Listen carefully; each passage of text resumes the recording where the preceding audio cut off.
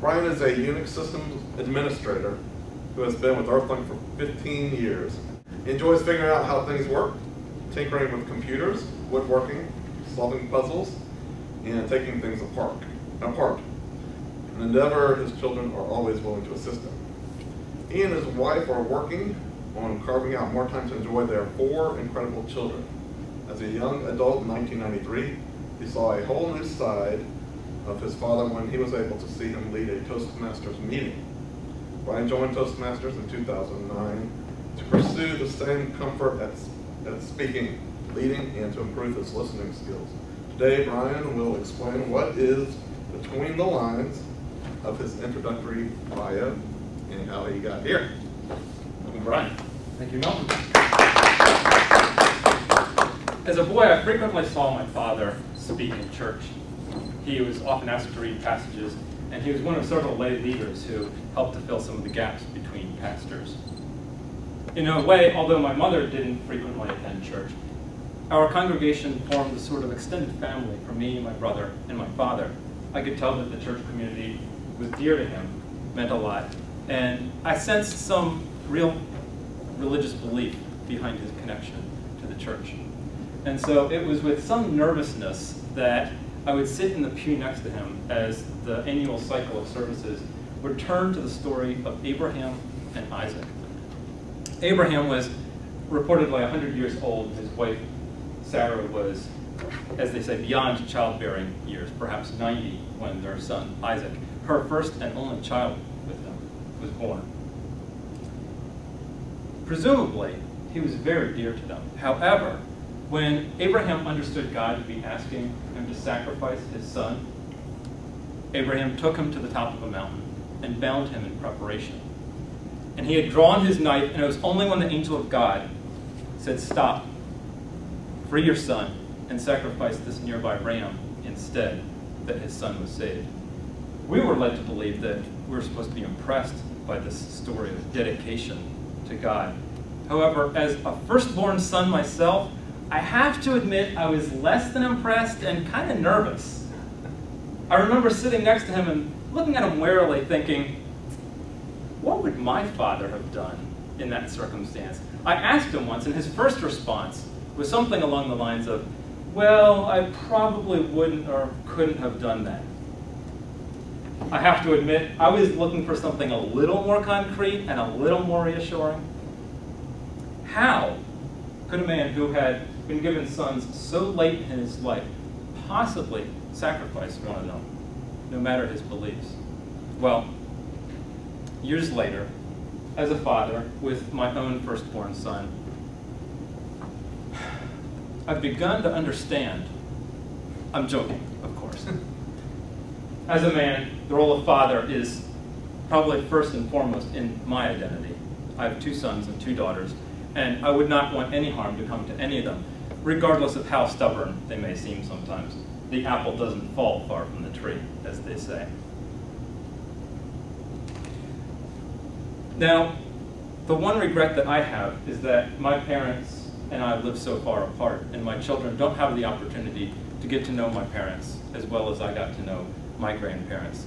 I'd also love the opportunity to be able to talk to my parents in an unhurried fashion, to be able to go out for runs with my dad and talk about my son and say, was I like that? What did you do?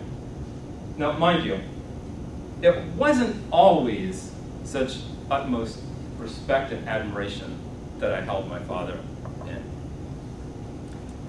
I remember frequently thinking that his sort of hunched shoulders must belie some lack of confidence, and he frequently forgot grocery items off of our list. I remember one time he went to a parent training seminar at our school, and he came back with this new attitude. He was asking instead of telling. And he would say, "Wouldn't you like to clean your room now?" I'd respond quite honestly, "No, I wouldn't." You see, I think I wanted him to take charge more. I was looking for him to actually be authoritarian, like a young buck who wants to test himself against the established stags. I wanted him to prove his dominance to me, or let me prove mine. But of all the things that my father gave me, violence and that kind of confrontation was not one of them. For him, nonviolence was not just words, it was his way of being.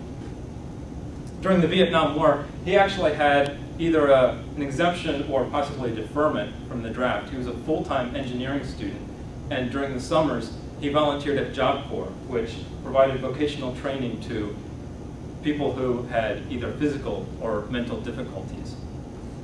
I would see the regret in his eyes when he would have to dispatch some creature from our house, either the insects that seemed to congregate around my mother always. Often he would catch them and let them go outside unharmed. I remember seeing the regret in his eyes when he had to kill a bat who had gotten into our house, or when he had to dispatch the mice that invaded our bread drawer one time.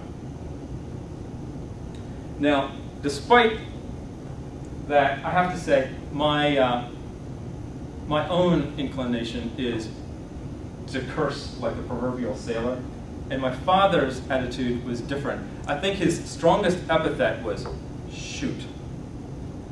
So it was with some surprise that one time when my brother and I were being driven by our dad to a Philadelphia Phillies home game, he was getting turned around the labyrinthine exits of South Street, Philly, and my brother and I clearly heard, very low volume, the word S-H-I-T escape, but said, not spelled.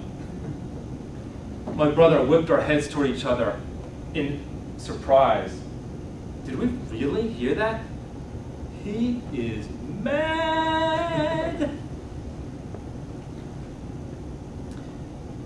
Now, on other drives, I remember he would frequently drive us to our grandparents' house, and he would allow us to play whatever music we wanted. It was usually mixtapes of Def Leppard, Guns N' Roses, Motley Crue, Anthrax, which included a song that, let's say that it followed in the theme of George Carlin's 7 Words You Can't Say on Television.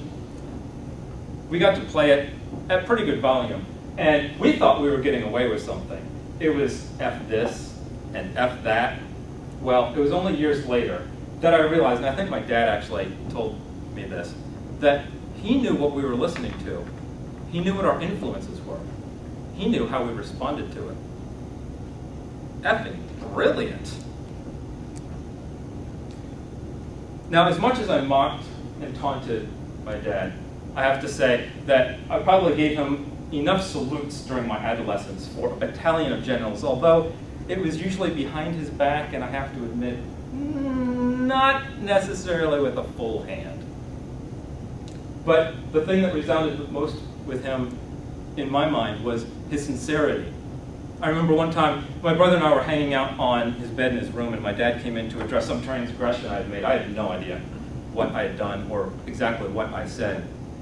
But I remember vividly the look on my dad's face when he said, "I'm really disappointed in you." On the outside, I smirked and I brushed it off, but on the inside, I was crushed.